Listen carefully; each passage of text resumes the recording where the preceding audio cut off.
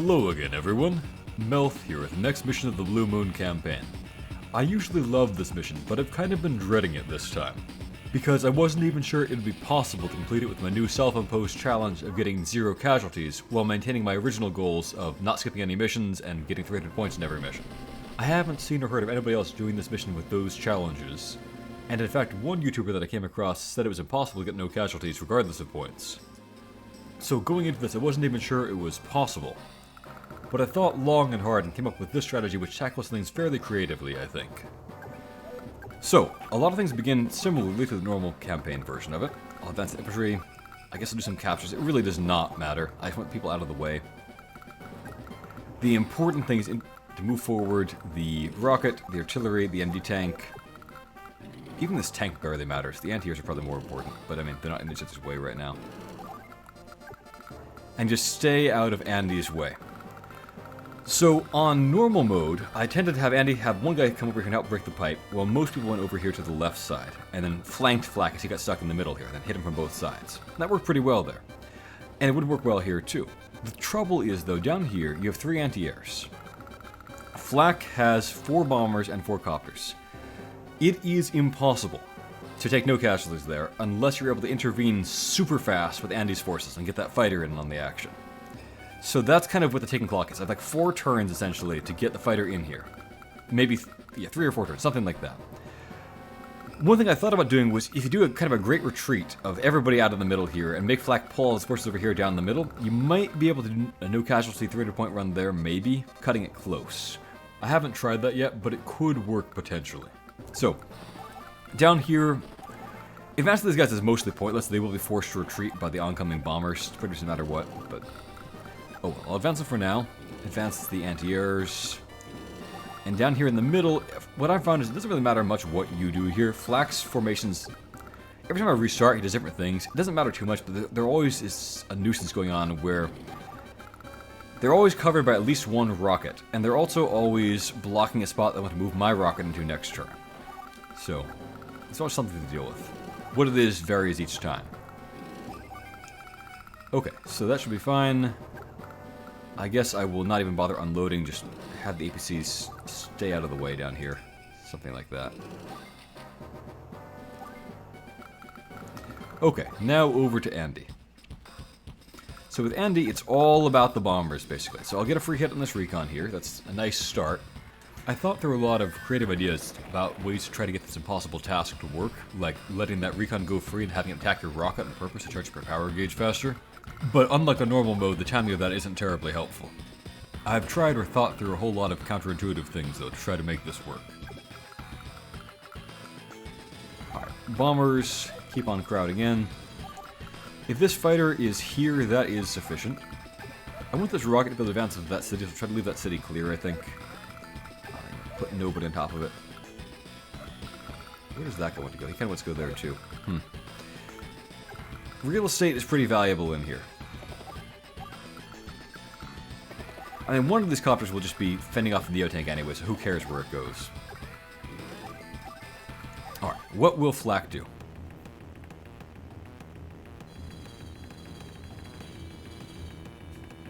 He varies his patterns a little bit, but it doesn't make too big a difference most of the time on the bottom side. The middle is where he varies things enough that you have to move your tanks a bit differently. Yeah, that's the annoying spot. Okay, so he did the most obnoxious formation possible, I think.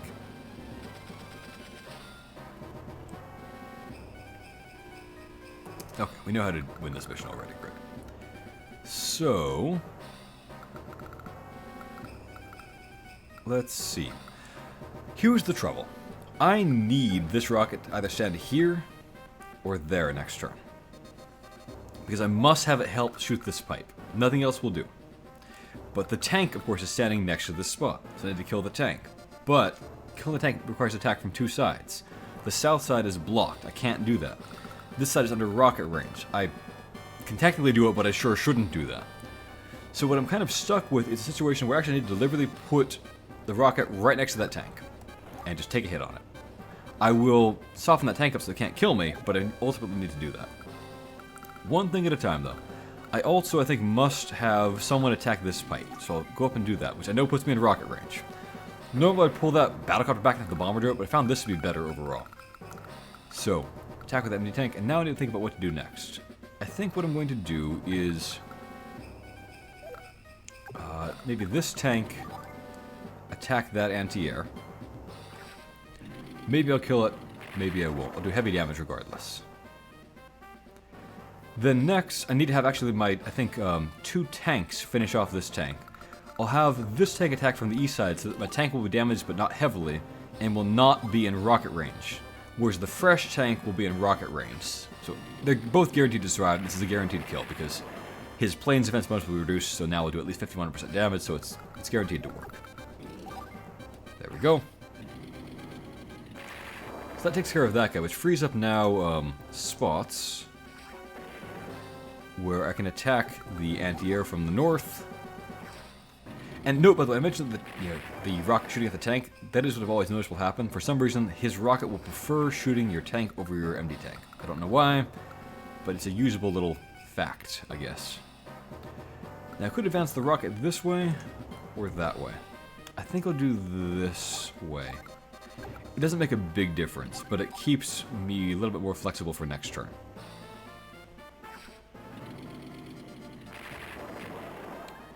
About normal there. And then I'll advance this missile to the south. Okay, now over here I can shoot but not kill that artillery. I'll do so, but it can't break it this turn, unfortunately. And then I think about where to position my next artillery, which is more of a choice. So, if I stand here, I get hit by the artillery, but not badly. I think I'll stand here instead, basically. Out of artillery range, where I can threaten him and keep him pushed back. I will advance my mechs just in case this turns out to be the one time he moves differently and they can stay safe rather than having to back up, but they're going to have to back up. Okay, now over here, I move the important units forward full speed ahead. And then, I might as well capture this thing, it doesn't matter. Important unit over there. I think actually that the anti-airs and APCs are both more important than the tanks right now, which is unusual. But I'm going to need a lot of anti-airs, not just for crowd control, but also to get a good power score, by killing a lot of helicopters at once. And of course, APCs are crucial here to get your captures done faster. Okay, Andy's turn. So on Andy's turn, I can break through the pipe seam, quite quickly, all considered. I would love to attack this bottom seam, but I can't do that, because the missile covers it. So what I can do is fly in and get a shot on his rocket, which feels pretty good. And that means it won't really be able to severely damage my tank. Give it 3 hit points of damage net, something like that. Other than that, I think I mostly just need to advance my fighter as far as I can go with staying outside of missile range. And someone's got to finish off that anti-air, and these coppers can't do it, so a bomber will come down here maybe and do that, where it's less in the way. So it doesn't put any damage to any of my guys.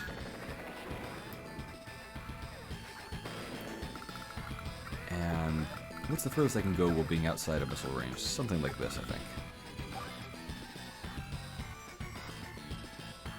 That ought to do okay. And now as for the copters, I could have 2 of them fly over here and start chipping down at that APC. Maybe I'll do that. Or at the Neo tank. He gets his superpower. Oh, you know what? I have a weird idea. Something I haven't tried before. No, I better not do that way. Okay, I will allow him to advance. Pull the useless APC out of there. Have a copter finish that thing off.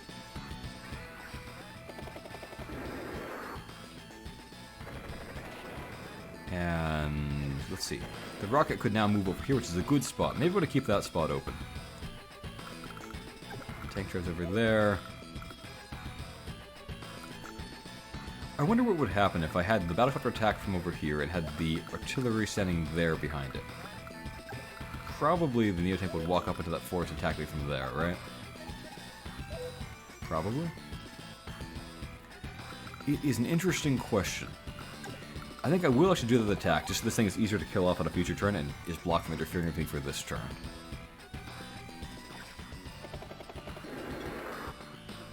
Otherwise, I can drop off an infantry in an annoying way, and I just don't feel like dealing with that. So that frees up these guys to get into position pretty easily. And this chopper can fly down that way. That should be fine. I'm not blocking anything too important. Yeah, I'll do that. Okay, we're good for Andy's turn. So Flak almost has a superpower, but not quite, so he won't use it. Which means his defense is a little tiny bit lower next turn, which is going to be important for breaking through. If I can get him to use like his CO power like last turn, that would be wonderful, but I haven't found a way to do that, so I don't think it makes a big difference. What's important is no bonus defense for next turn. Oh, he's going for the attack there. And got an okay luck roll, I guess.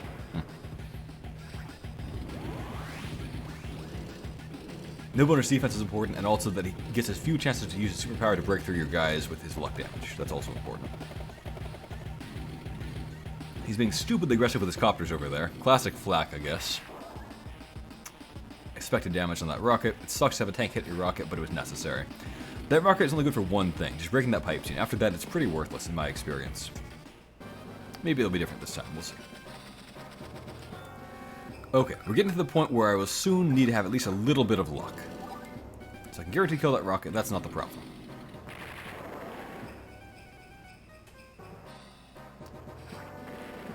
So now I've got my MD tanks. And I need to either... one or two coin flips must go my way. I can either kill that anti-air, or have Andy kill that tank. Either way I can make things work, but I must have one of those things go my way. If both go against me, I don't have a way to make the strategy succeed with 300 points and no casualties. So I'm going to save here. Something I do not ordinarily do. I get a good shot on that rocket down there. It's a safe thing to do, and I'll need to break through that rocket anyway, so good choice. But then the important move is this one. Alright, that worked. Now I don't need to be able to instantly kill the tank near the enemy missile, although it would be nice if it still did happen.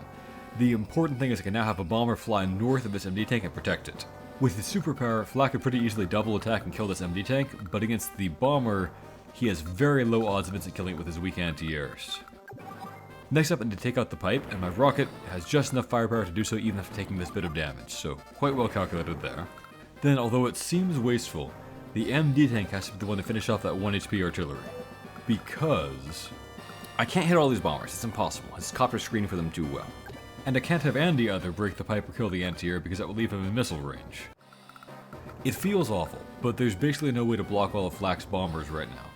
And the MD tank has a good chance to survive even during a superpower, whereas no other unit really has a good chance to do that. It's painful to let an MD tank get torn up like that, but it's just the best of the one viable options.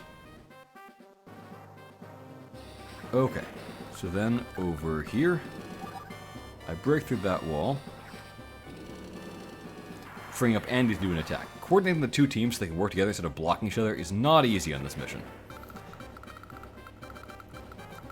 And I can take out that tank, allow my missile to advance, which might be useful next turn. Flak might well blunder a guy in range of the missile. You might get the impression that the guy Flak is not too bright. Okay, so how is that? This guy is gonna be out of range. That tank can only be hit by one guy, so that's why he will almost certainly live, basically. When you're going for no casualties, fighting a luck-based enemy CO is not a whole lot of fun, but the odds are against him killing these targets at least. Alright, that ought to do. Now, what do I do over here? Well, I could drop off and go for maybe some useful captures next turn or something like that. If I drop like a mech off here or something like that, I can maybe advance to the city. It's unlikely, but it's worth a try. That is what we're here for, ultimately. Capture those things.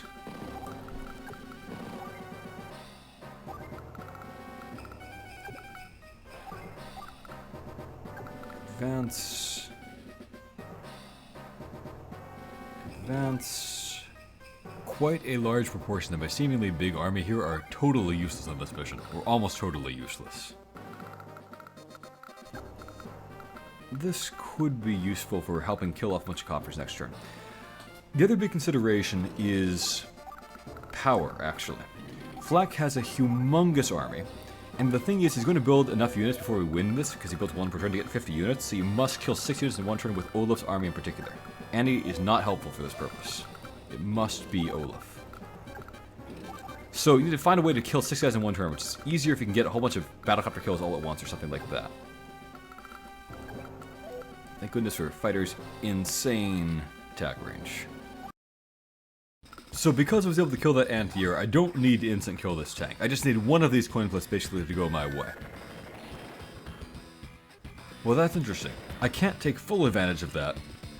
What you can hypothetically do is you can have a bomber fly in and blast the missile, and then the missile can't finish off another air unit, so they can have maybe your other bomber fly in and just block for the MD tanks, so the Flak can't even get his bombers at them. It's really inefficient in terms of winning fast, but it's good for reducing his chances of actually killing your guys.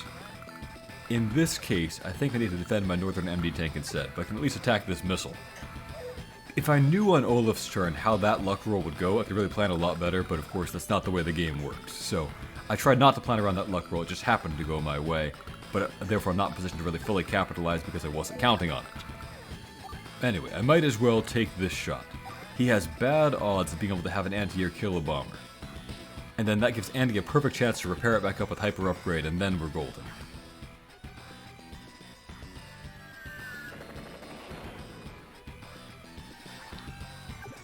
Missile can't do that much to me anymore, so that's nice.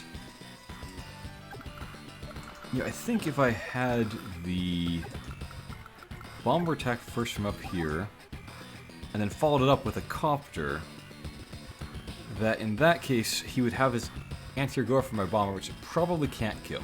If he's lucky, he can kill it, but like if he's lucky, he can kill anything that he can attack, pretty much. This will probably work, is what I'm saying. As opposed to letting him actually get to the copter, which he definitely can instant kill this anti-air. So I'll give it a try. We'll see how that works.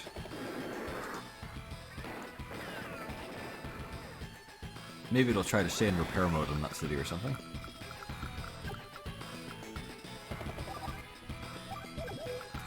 Maybe this copter will just back off, let the new tank advance. No, I feel like I'm going to need 2 copters to deal with that mech that's coming in.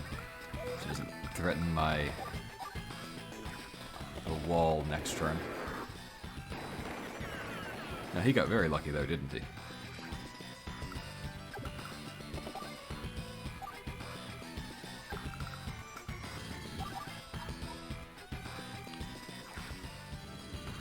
So that protects the anti-airs down there.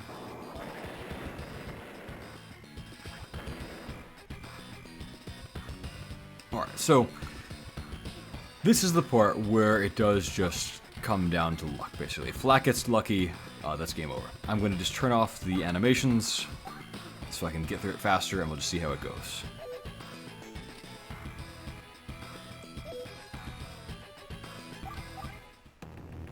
So, especially because the Advanced Wars by Web damage calculator will be totally wrong about Flak's stats because they're different in that game compared to Advanced Wars 2, it's not easy to calculate his odds of failing these various things that he might possibly be able to kill.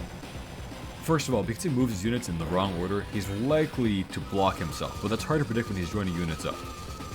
Secondly, of course, his damage swings are pretty wide and they're not uniformly distributed. They're concentrated toward the middle area of the range, so he's likely to do not that much more damage than on an average turn. But maybe the biggest complication that makes it hard to calculate the true odds is that the AI actually rolls for luck twice. Once to consider whether to do an attack or not, and so if Flak rolls badly there, he might just not do an attack.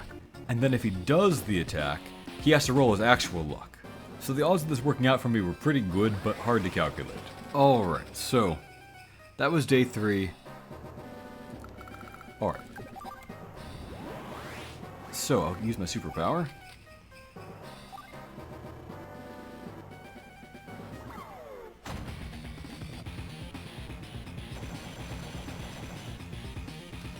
Now this horse slows Andy down, so it's not great, but I think it's necessary.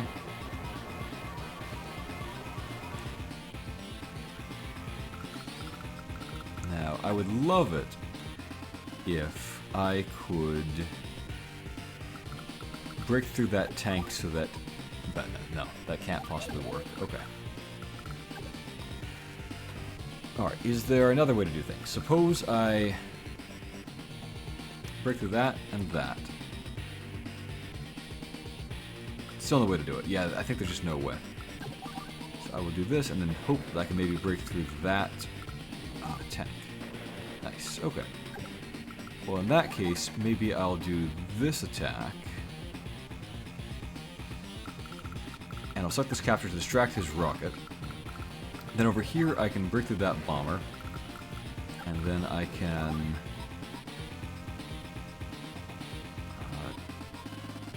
take a shot at that. That. And probably finish off that copter. Nope, guess not. Andy will deal with that guy. Most of the rest of them can't really do anything to us. I want to leave a space open where Andy can maneuver a little bit and don't block him completely. That might be important.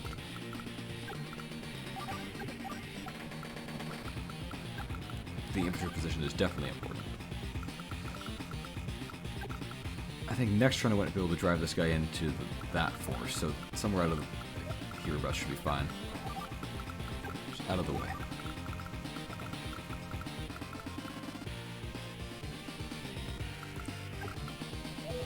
So maybe I'll crowd that guy in there.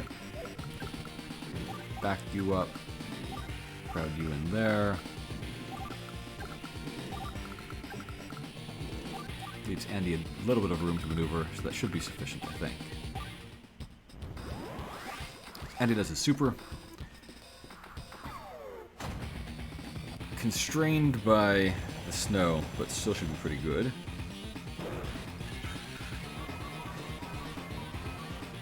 I think I want to avoid killing that Neo-Tank and save that for Olaf. So I will wall like this, I think.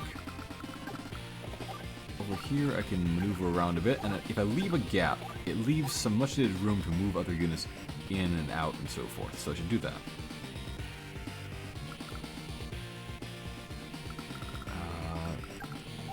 Kill that thing off. Here, no matter what I do, I'm going to be stuck for a few turns.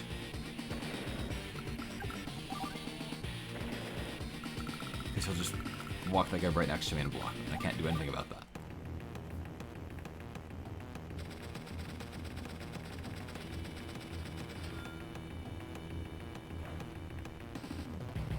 Decent luck roll there, that's okay. Blocks himself as expected.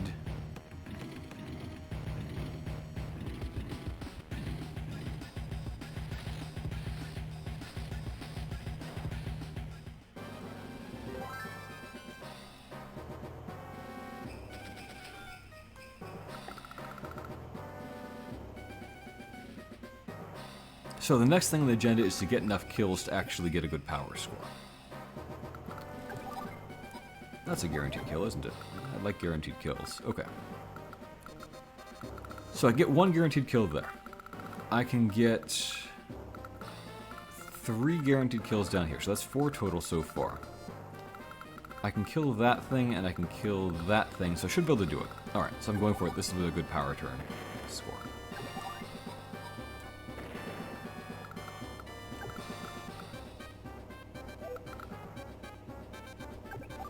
I think I do want to do that attack. Then the question is, how do I break through this? I think I'll do it like that, and like that, and then this. And I'll get hit by the artillery, but that can't kill me, I don't think.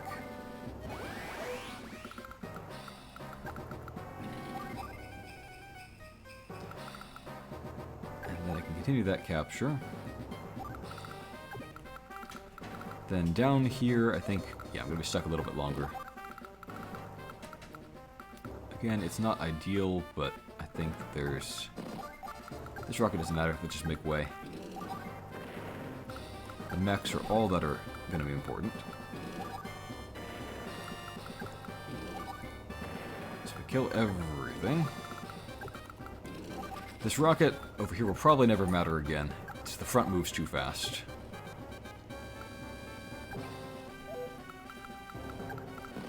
If I drop you off over here, you can do a capture there. Well, maybe over here is a better position.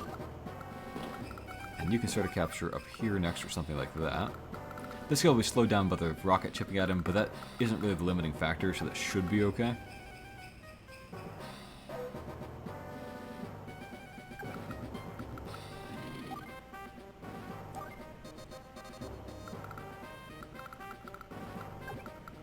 Alright, so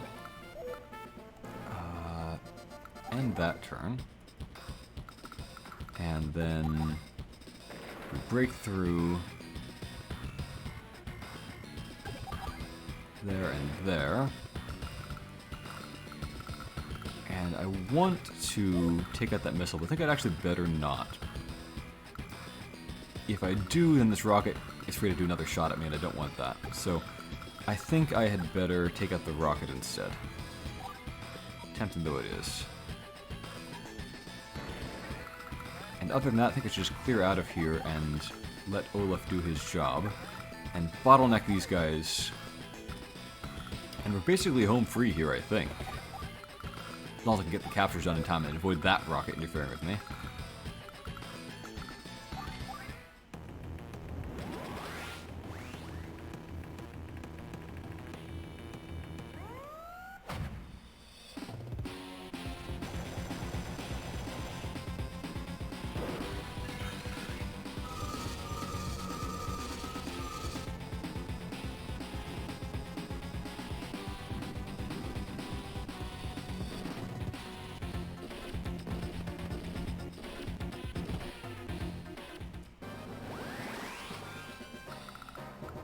Okay, well I got one capture.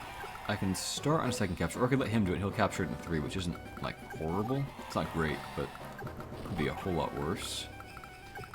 We'll do it in 2, and then he can move on. I'll put him there where we can move on to the next city instead anyway.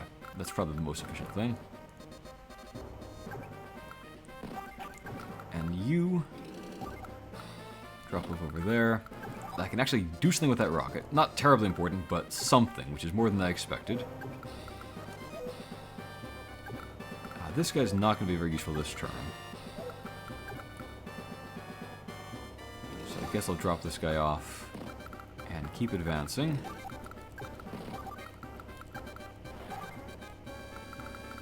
And I guess over here, we do nothing that matters.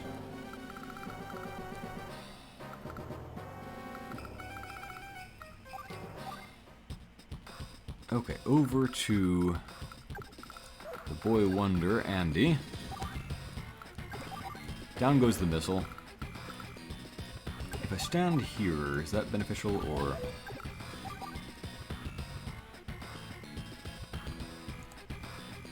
That's okay. It'll probably just suicide to the mech or something like that. Or attack the APC, actually. Will that hamper me? Should I just go for that? I think I should just go for that. So it can't get in my way any further. Those guys are bottleneck. That's great. Over here... Take the guy out so I don't need to worry about him any further.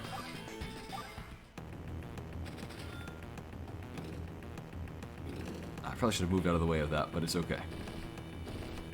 Let me just not do that a third time and lose that guy at this last second. Alright, yeah, it's worse than that. If even a few more days pass, I effectively lose by not getting a perfect speed score. The true speed limit to get a perfect score here is actually 12 turns, not 15 turns. Which is substantially harder, of course. If I drop this guy off here, he can start that capture... 1, 2, 3, 4, 5... So he'll finish... I'll win in 2 turns if that's my last city, basically. But it's not going to be the last city. There's going to be at least 3 more turns. But that's really pretty good. That'll leave 6 whole days on the clock, I think, if it goes that way. So that is a good outcome for me. In which case, I think I might as well just go for that capture of this guy. Let's see, this thing can't shoot anything. That thing can't shoot anything. This rocket is all that concerns me anymore.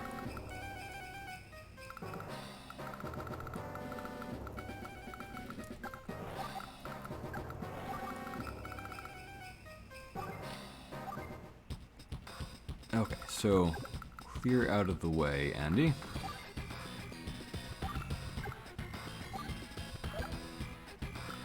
Make sure it doesn't have like a missile down there or some such nonsense.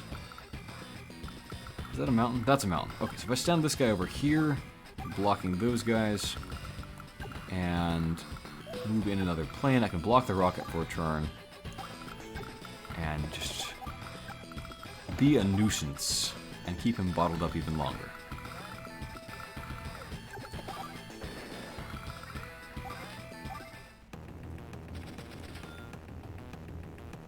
Blocking the rocket from getting where it can shell the cities might be important, so that's why I'm doing that.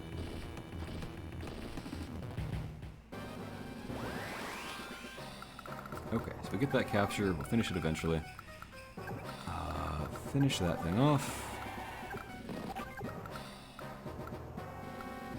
And you can drop it where you can capture that thing, I guess. You go for that. So we're 2 turns from winning, essentially.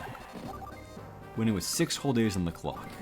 Winning on day 10 when the 12 is the limit, and doing no casualties. Yeah, it's a pretty good strategy. It involves luck, which I don't like. I'd like to have a perfect no-luck strategy, but it's still, I think, really good. I just keep checking in case he builds a missile or some such insanity at this last second.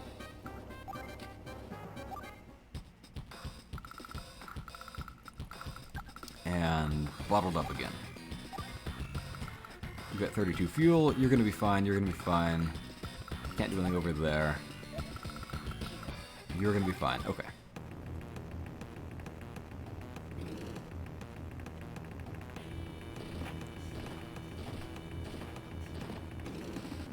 Well, a surprisingly large amount of time left on the clock. Pretty well done, I think. I also think I managed to overkill the power score by winning so fast that he actually didn't get to 50 plus units as I thought he would. And of course, the most difficult thing of all was taking no casualties. So I think I accomplished something quite difficult here. I will say, though, that as cool as it was, and as creative as it was, because it did involve some luck, I'm not 100% satisfied with it. I think that there's always going to be a little bit of that when you're fighting against Flak, because if he gets a good enough luck roll, he can kill almost anything with almost anything, so getting no casualty against him will always involve hoping he doesn't just completely win the lottery with his luck rolls. But, given how much time I had left over, I do wonder if it would be possible to delay a couple more turns, retreat the bottom group further to the east, and thus buy a little bit more time to then get Andy's fighter in to help out, while maybe fighting Flak's army away from the cover of his missiles in the eastern plains. But that might not work. This really might be the best option, and it's not a bad one. Olaf is like one of those, what do they call this in Japanese media, like a tsundere? Half the time happy that Andy's here, half the time pretending that he's not happy. Anyway, that's that for this one. Next up is another one that is a scary prospect and possibly impossible for getting no casualties 300 points on. Colin's Survival Chapter. I have no idea how that will go. Well, thank you for watching, everyone, and a special thank you to my Patreon supporters: Illusory Thunder, Master Knight DH, Advanced Warrior, Jackie, Gregory, William Wakefield, Kenny Boggs, Danny Hall, and Jeffrey Morse. Have a great day, everyone.